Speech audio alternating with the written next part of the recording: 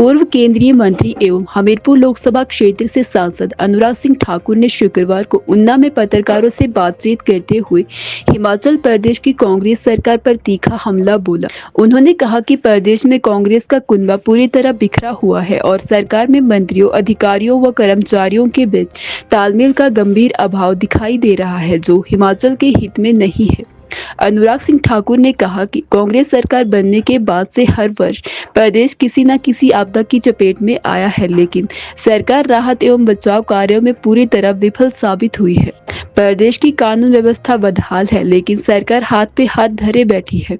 उन्होंने कहा कि किसी भी सरकार के विकास का पहला पैमाना आपसी तालमेल होता है। जब सरकार, अधिकारी और कर्मचारी एक दिशा में काम करते हैं तभी जमीन पर विकास दिखाई देता है, लेकिन हिमाचल में स्थिति इसके ठीक उलट है। यहाँ तालमेल कम और तनाव अधिक नजर आ रहा है।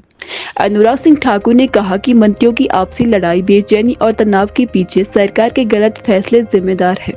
उन्होंने अधिकारियों को लेकर कहा कि यदि कोई अधिकारी प्रदेश हित में काम नहीं कर रहा है तो उसके खिलाफ कार्यवाही होनी चाहिए, चाहे वह बाहरी हो या प्रदेश का। लेकिन अधिकारियों के साथ भेदभाव करना और प्रदेश हित से समझौता करना किसी भी तरह से न्याय संगत नहीं है। प्रदेश में कांग्रेस की सरकार बने, जहां एक और आपदा हर साल कहर बरपा रही है, वहीं पर कानून व्यवस्था चरमरा गई है।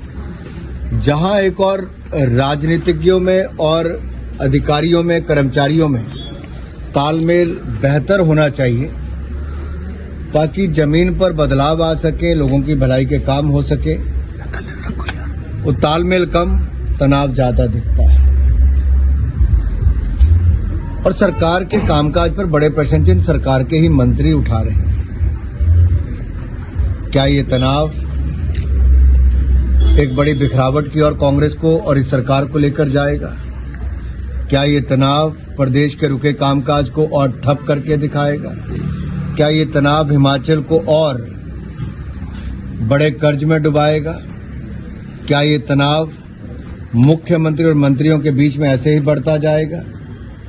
ये तनाव इस कदर बढ़ गया है कि अब एक मंत्री सिस्टम पर सवाल खड़ा करता है, दूसरा मंत्री उसको काउंटर करता है, तीसरा मंत्री आकर पहले मंत्री की सपोर्ट करता है, मुख्यमंत्री जी का बयान कुछ और आता है।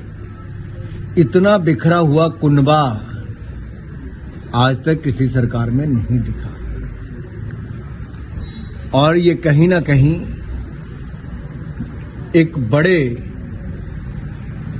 किसी कदम की ओर इशारा करता है कि आखिरकार ये मंत्रियों की लड़ाई, आपस में बेचैनियां, ये तनाव, ये एक दिन में तो हुआ नहीं। ऐसे कौन से निर्णय हुए? और अगर अधिकारी प्रदेश हित में काम नहीं कर रहे तो क्या बाहरी और राज्य के ऐसा करके उनको अलग अलग करना है, या कोई भी अधिकारी जो प्रदेश हित में काम नहीं करता उस पर सवाल खड़ा करना?